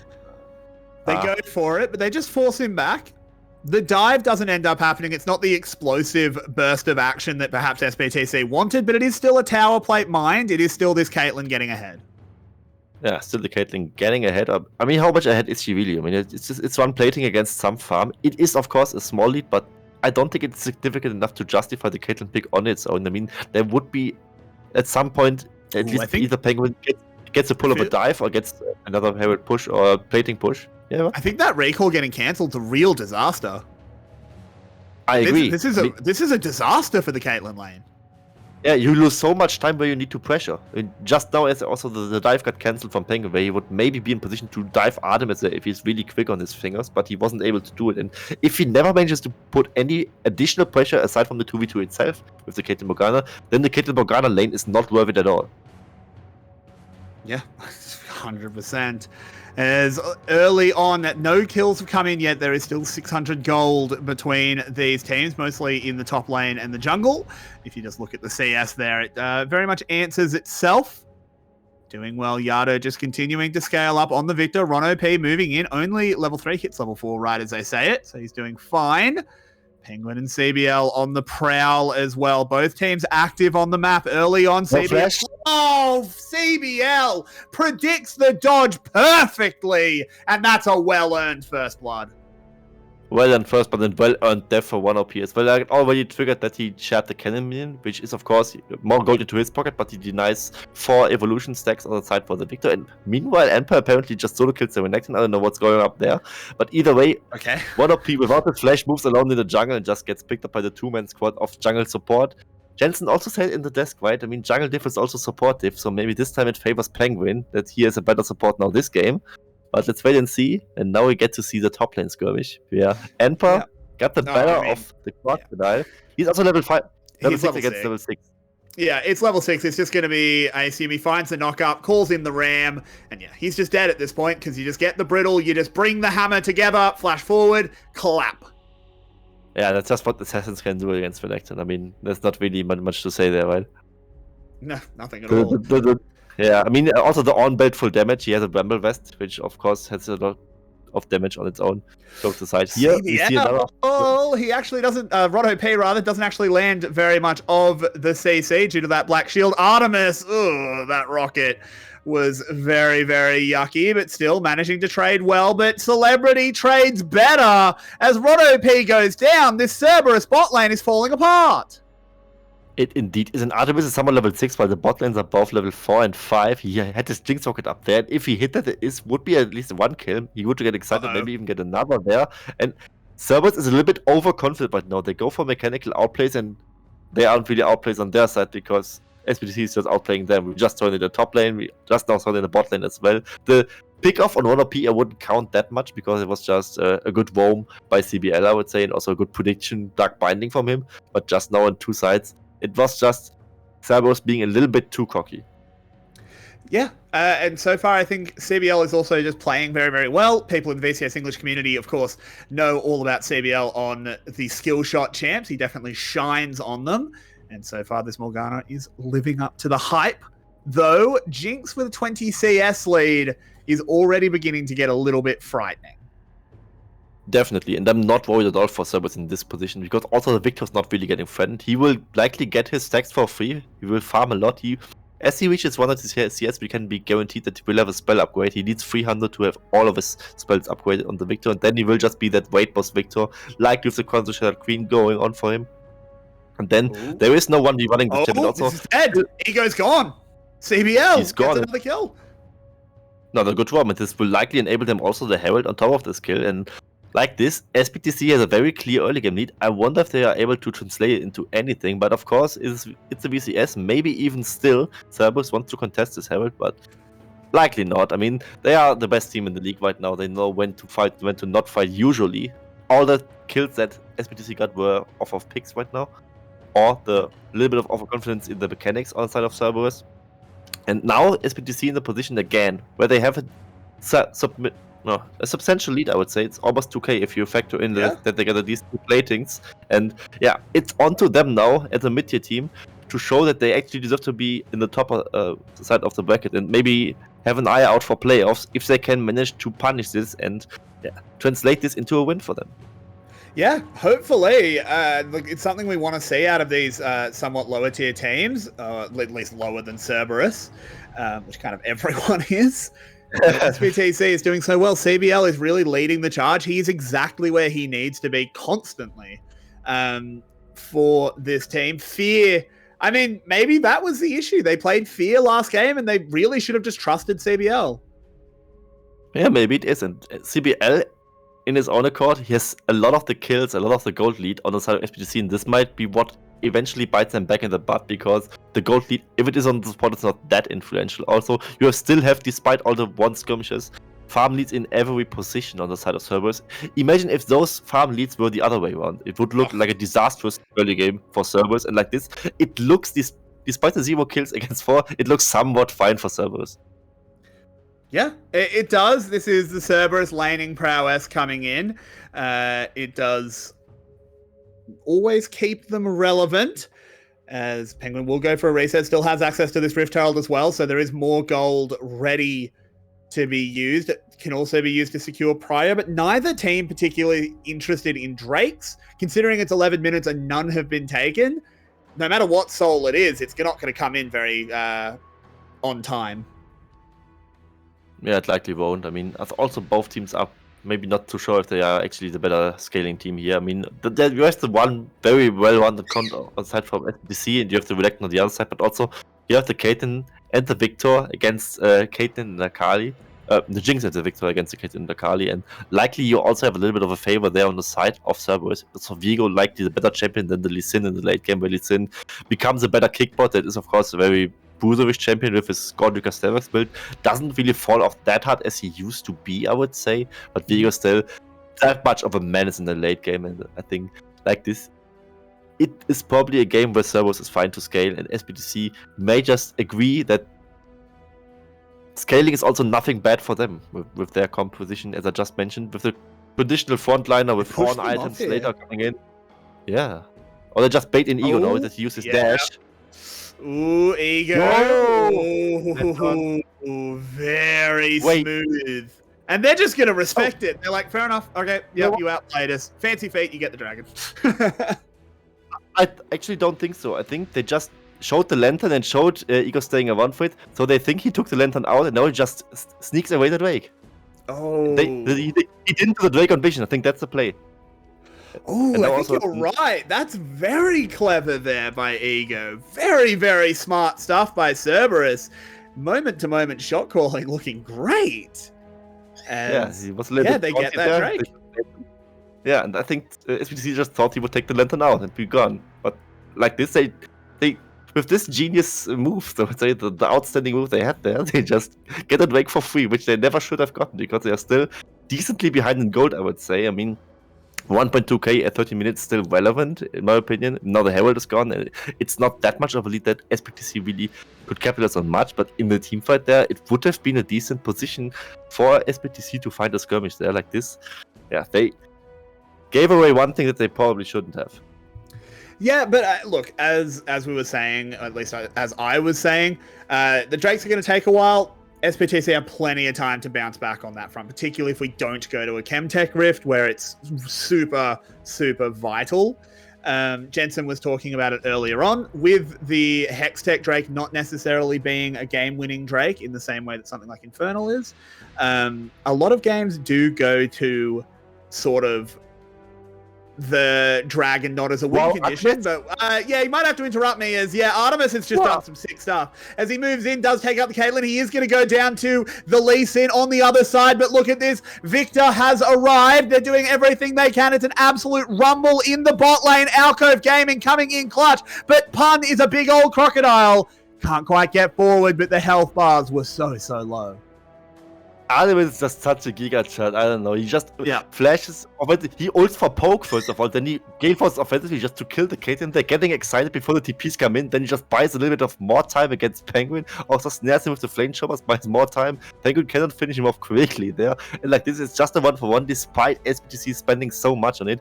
In their fairness, also Cerberus spent a lot of it with their both TPs going in, and Victor didn't get a take on there, which is like a silver lining for SBTC. But speaking of silver linings, Penguin might just not be one. Oh my god, Ego! He's not fun! Just moves forward, absolute Chad! He's gonna move over to his own border with Cameroon, as he doesn't take the lantern again. He doesn't Sigma male grind set out here. Ego doesn't have a team, he just has Ego. Yeah, he just has Ego. Here we see the play in Artemis here. He also poke, he gale force forward, so he just has my attack speed. Yeah. Jinx stands for Jinx. I mean, that's the arcane buff she has right there. Yep. And CBL somehow lived there, which is kind of illegal. He was super low, was in the stopwatch, and also Chaos Storm on top of him, but he still manages to get out with his slash here. Really nicely played of CBL, I would say, because he kind of was the bait there. So much was used on CBL, and he, at the end of the day, still goes out. Otherwise, Victor likely would have gotten a kill or two there, or at least an assist, and with that, would have furtherly stacked his Glow's evolution passive, which would have been a small disaster for SPTC, as Victor scales very, very well into the mid to late game with this passive he has, with the abilities he has as a champion overall, and like this. It's looking better and better for Cerberus. The gold lead that was earlier, soon looking like a 2k gold lead, is almost completely melted away. Now, 𝘀cie, I hate to do it to you, but I just need you to fill for a sec. I just knocked the lens out of my glasses, and I do need to find it on the floor, because I can't see right now. So if you could just fill for a moment, that'd be great. I'm so sorry. Yeah, let me play by play VCS. Why the not?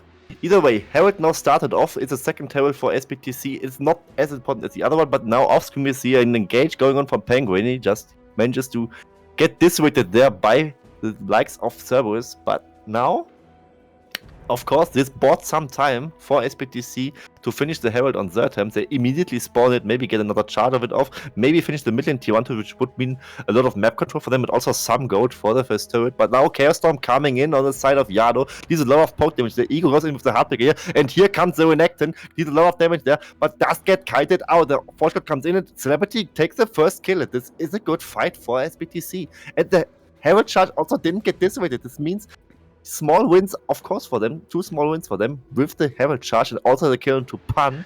And like this, the gold didn't expand much, but of course, a good showing on the side of SBTC and some signs of life. I could stop it here for a little bit. I'll go back this way.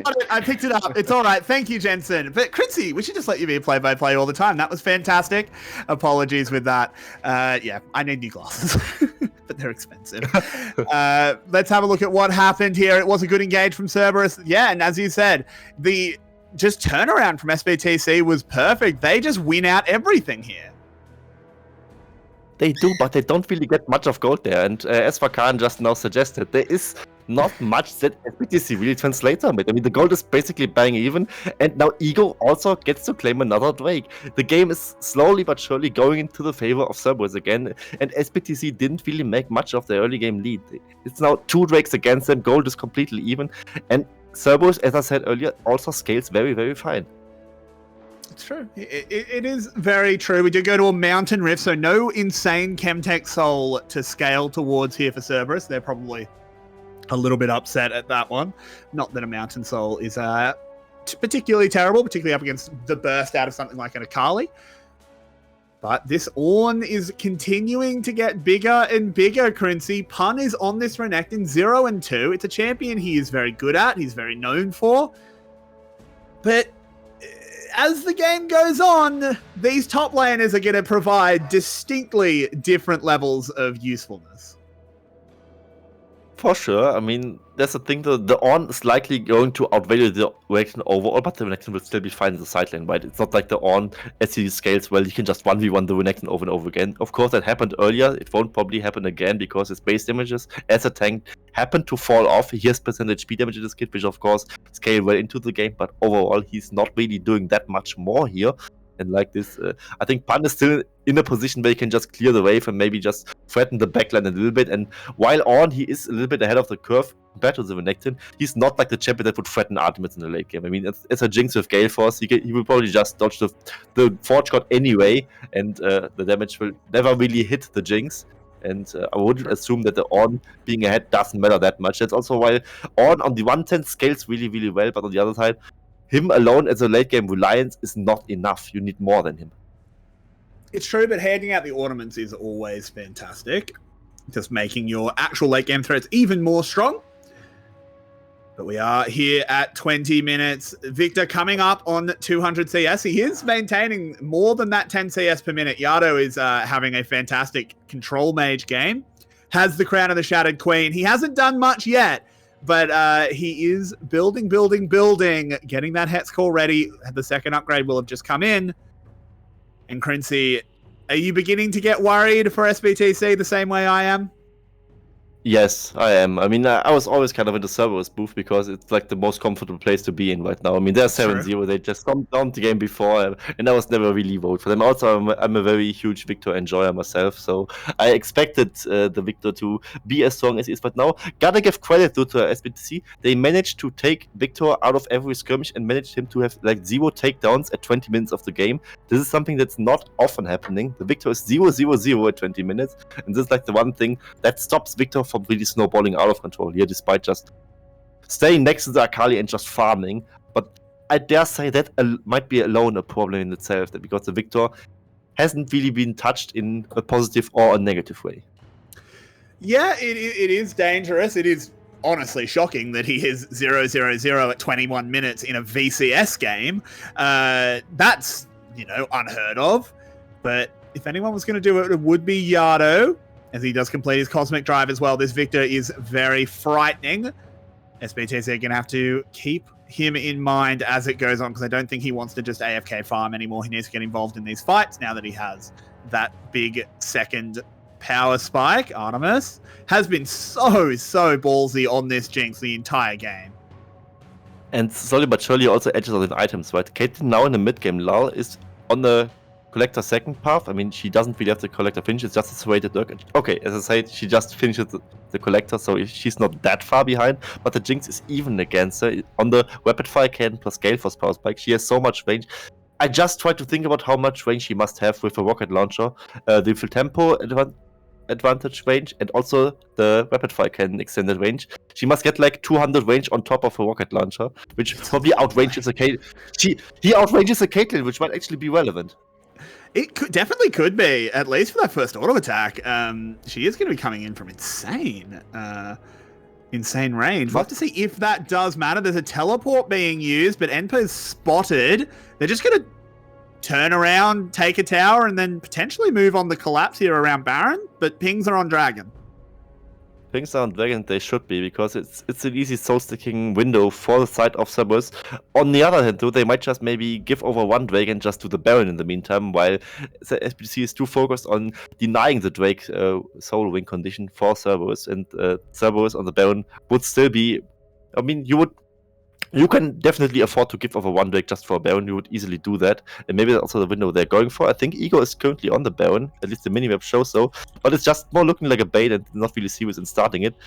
Although, as I say that, they keep being on this. And maybe they just do what I just said and actually give over the Drake and take the Baron themselves, because they know Lee Sin is on the Drake, he would be the one to steal it, and if there's nobody to steal the Baron, you just take the Baron. And this will be the Baron for Cerberus. There's no way they contest it. Just know they also hear that Lee Sin did indeed finish the Mountain Break. Now they just even use ultimate like Chaos Storm onto the Baron to have enough DPS on it. Gotta say that without Artemis, they take a lot of time for it, and they might just throw it away. Low. Yeah. Oh my god, Hero's just gonna go in, try and buy as much time as he can as he moves in, executes the Thresh, goes golden as well. Pun teleports in. This 𝘁𝗃 will go down, but the fight is on. Ego with one reset, but he's just gonna die. Penguin throws himself in. This Lee Sin doing so well. 𝘀𝗀𝗆 coming in on the flank. He calls in the ram. The boy is here, but the terrain does not let him redirect it well.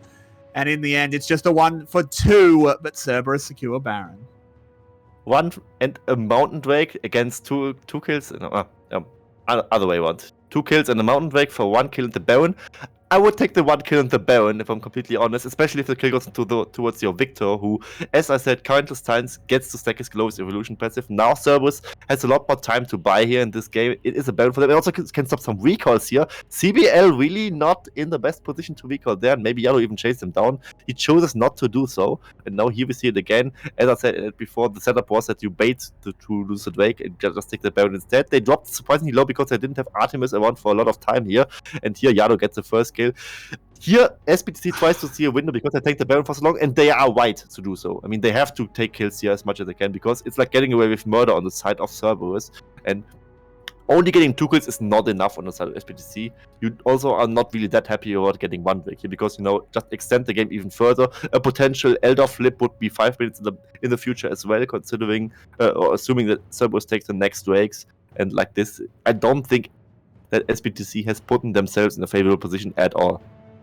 Yeah, I agree. And I think the other thing that we need to comment on is that 𝘀𝗀𝗆 did that very weird TP over to the Wolf Pit before, and then he didn't have TP to collapse on the Baron. I think if he had a TP, had a decent ward, they might get 4 or 5 kills there. So, you know, early decisions definitely come back. And speak of the devil, he has been found, as 𝘀𝗀 will pick up that kill, and look at them go. It's a valiant attempt here from Penguin, and it's going well as they get that first shutdown onto the Jinx. He goes in, gives 𝘂𝗃𝗃 and here comes Pun in from the side, does get stunned up. 𝘂𝗶𝗃, you are an absolute god, doing everything he can, but even God can bleed as he does go down. Hero, the last man alive, and he doesn't live up to his name as Ego once again pops it off. You said gods can bleed and can die, but Ego and 𝘀𝗀 are both still very much alive at this skirmish. They managed to get the kill onto Artemis there, but they don't need Artemis anymore. As soon as Victor 𝘀𝗀 got that kill, he was basically ascended in this game. He is now the Victor with all his hex scores upgraded. He does so much AoE damage. Also, reacting in skirmishes like these is still relevant in the late game because he can just threaten the backline so much. He flashes in, doesn't even get the stun so far, but now he just deals a lot of more additional damage. And 𝘂𝗀 gets to have his reset party together with Victor and the Chaos Storm. And like this, as I said before, they don't need Artemis. They just have enough damage to kill them all there. And now, at this point of the game, 𝘀𝗀 with Crown of the Shattered Queen, with Shadow Flame, with Cosmic Drive on the Victor and all his hex upgrades, he basically counts as 2 champions. He really does. I mean, this is suddenly looking absolutely disastrous here. 𝘀𝗀, it's not a flashy performance, but it's one that you would do every single time if you could. This is perfect control mage play. It's something we don't see a lot of in the VCS, and I'm so happy that we do now, as this Victor is just in a completely ridiculous state, as you said. The Jinx, once again, Artemis, like, he had that very Chad move down in the bottom side, but hasn't been super impactful in fights. And again, I'll repeat myself, it kind of makes me happy because it shows that Cerberus is a more multi-layered team. Of course, I mean, they look like a triple threat team right now. I mean, Pun is still looking a little bit rough. I hate to say it, but it is the truth. I mean, they don't need to play what every lane. Having a weak side top laner can also be detrimental to a team to be like reliable. And this game, I mean, 𝘀𝗀, not too flashy, but still very, very reliable, and also very reliable, especially in those team fights where he needs to shine. And Ego, I mean, he's basically the backbone of the team together with Artemis, and with Artemis not having the most stellar performances this time, it still looks like Cerberus is the strongest team in the league, and this is very, very welcoming to see them being this strong. Ego now maybe getting caught, but I think he can get out there. Yeah, doesn't actually hit his fart gas into the wall, so doesn't get the speed, but does get the Heartbreaker, and it lives up to its name because he breaks the heart of SBTC.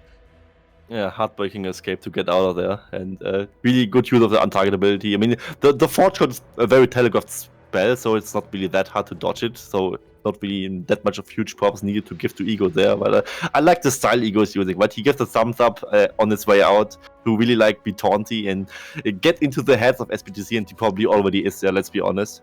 And now next surely the ball got him muted. That's gotta be a tilter. As he will move over, they clear out the wards. They have to weave their way through the wall of Caitlyn traps. Definitely not easy, as this Drake on the table. Penguin starting it up.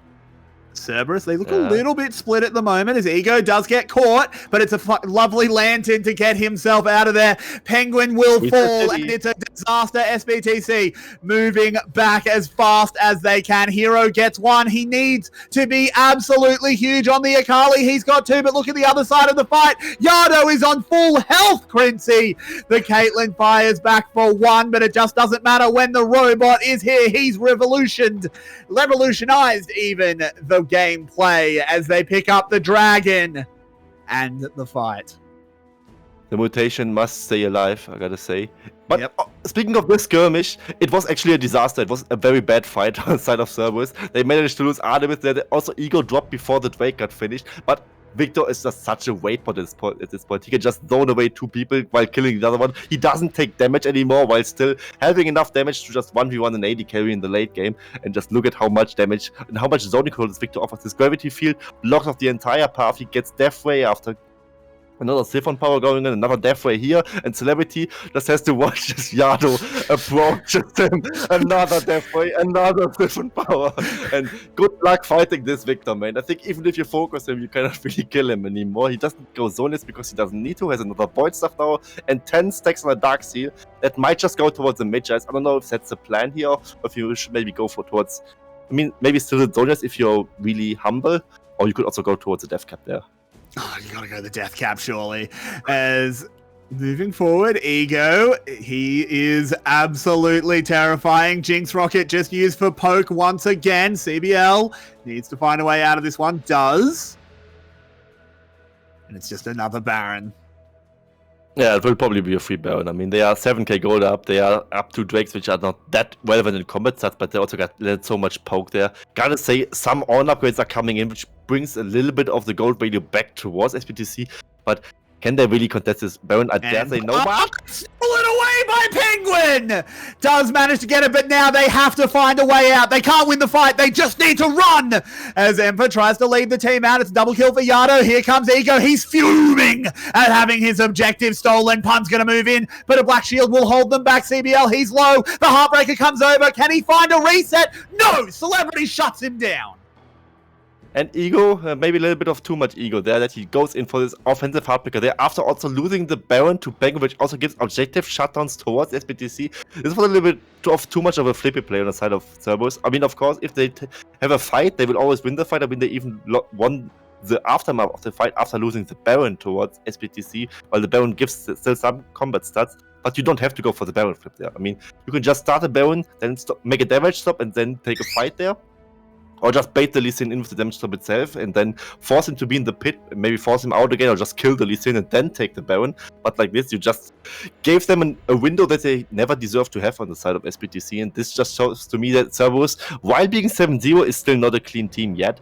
Was very unfortunate smiting. I mean, 50 HP was off there, and a little bit later, and he just gets the Baron there. But like this, SBTC still has some gas left in the tank. Yeah, look, they're not going down without a fight. You've got to respect that much at least. And CBL, with that Black Shield, definitely saves his AD carry's life. And it comes back in spades as they stop that jungler from rampaging through the team. And I wonder what that makes mentally out of Cerberus, because, I mean, you don't often lose Barons on the side of Cerberus in general. You usually finish your games pretty cleanly, pretty convincingly. Now, SBTC, mid-tier team, they just got a Baron of a few, and the game is going towards the later stages. Even those who were behind earlier are now also starting to ramp back up into the late game. I mean, even Celebrity on the Caitlyn is now in a decent position again. Oh no! 𝘀𝗀 is good, though, to get them out of there. have a question for you. What do you think of upgrading the Zhonya's Hourglass on Morgana before the Gale Force on Celebrity? It's not the Zhonya's, it is actually the 𝘀𝗶𝗹𝗀 because it's just the spectator bug. Ah, Because of Zhonya's is course not a it is. mythic. You cannot upgrade it, but that's of course not the part of the question you were We're going interested to in. come back to it. I'm sorry to ask you a question and then cut you off as the engagers come in. Penguin's got a lot of shields. They need to deal with Pun on the front line, though, but he gets that Sterix proc. Hero going into the back line, but he just gets found by Artemis. Pun does finally go into that GA, but it just doesn't matter because SBTC have already lost that crucial first kill, that crucial first reset for Ego is online. Celebrity has fallen to the laser of Yardo. Never mind, it was CBL that fell to Yardo. Celebrity went down to the Crocodile. Enper now under tower, has to find a way out. He's very tanky, but no tank can stand before the onslaught of Cerberus. And my word, 𝘀cie, you don't steal Ego's Barons. You make him mad. You really make him mad, and you also really make Victor mad if you dare to contest him in the late game. We saw it also with Hero going into the backline and just getting nothing done there. He just died on his own. The Yardo, meanwhile, took a lot of damage, but still managed to do so much in this fight. It's just the performance of Cerberus, where they are really somewhat resilient in the early to mid game, then get their scaling point and then just strike when they have to. The Baron steal, of course, making it not look too clean for them, but overall I would say still a 9 out of 10 performance from them, and they just show why they are not 7-0 but now also 8-0 in this league. And it's beginning to get scarier and scarier to think who can even beat them. We're still sort of looking at the heroes. I mean, shocking to use the word heroes to describe 𝘀𝗀. They're normally the villains of the VCS just because they're so dominant. But Cerberus are looking absolutely unstoppable. And to get some more insight on that, we are going to go directly over to our analyst desk here at VCS English. Jensen, thank you for joining us once again. What are your thoughts on that game? You are muted, by the way. Yes, he's muted. When we were looking at the drop, I said that this is something where SBTC, it really comes down to their ability to execute and demonstrate their abilities and understanding of these champions, right? We saw a little bit of that bot lane. It started off 4-0. There was some very strong 2v2s coming up from Celebrity and CBL on the bottom side of the map. But at the end of the day, I think when it came down to it, the person who I have to say didn't perform in this game was Hero. Right, and on top of Hero, to shift things back to in terms of what things that CES does well, and I think that this is probably the reason why they're at the top of the league. And this is my learning point watching this: is that they play similar to the LPL teams, right? In terms of this element, the ability to connect the jungle and support to aggressively attack the jungle. And if we can get a replay later on, this is a fight on the top side of the map that we might want to take a look at, because it is the way that they set up these plays. When they're able to get the side lanes pushed in, they are able to find these picks, they are able to find these plays in the jungle, and it feels that a lot of these other Vietnamese teams at this point of time are not prepared, they're not ready, and they don't really understand the correct drills in order to defend these style scenarios. And we can jump straight into that replay and let you break it down for us and see where it all went so right. If we can jump directly into that and you can take us away. So let's take a look at the scenario over here, right? All the side lanes are being pushed in at this point of time, and on the side of SBTC, right, they need to find a side lane to defend. But instead of that, they're putting 3 members in the mid lane trying to aggressively contest this wave. You don't need to catch this wave in such a high position. You can just be catching it defensively behind your tier 2. Then that way you can have numbers over here to defend the Ornn, and Ornn's responsibility will be to catch the wave on the top side of the map. If there's no wave over there, it will be then towards the bottom side of the map to help the 𝘀𝗋𝗆 defend that. Because you need to get yourself out of this map state where all your side lanes are being pushed in at once, and as a result of that, CES immediately you see Lantern being thrown, they get the immediate numbers advantage, and they're just a lot faster to the fight, even though the 𝘀𝗋𝗆 uses a TB to join this. So it seems like it's actually a 5v4 for SBTC. The fact that CES were first to strike, they were a lot more connected on the initial play, is what allows them to win this, and this is the breaking point in the game for them.